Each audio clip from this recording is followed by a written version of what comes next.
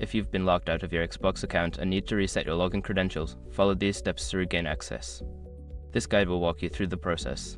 Step 1. Visit the Xbox sign-in page. Go to the official Xbox sign-in page on your web browser. This is where you will begin the process of recovering your account. Step 2. Select Forgot Password. Click on the Forgot Password link on the sign-in page. This will direct you to the account recovery options. Step 3. Enter your email address.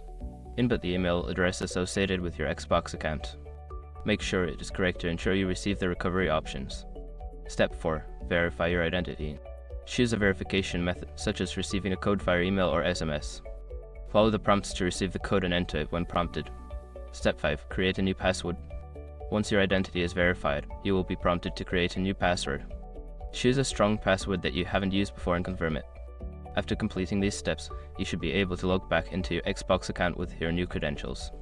If you encounter any issues, consider reaching out to Xbox support for further assistance.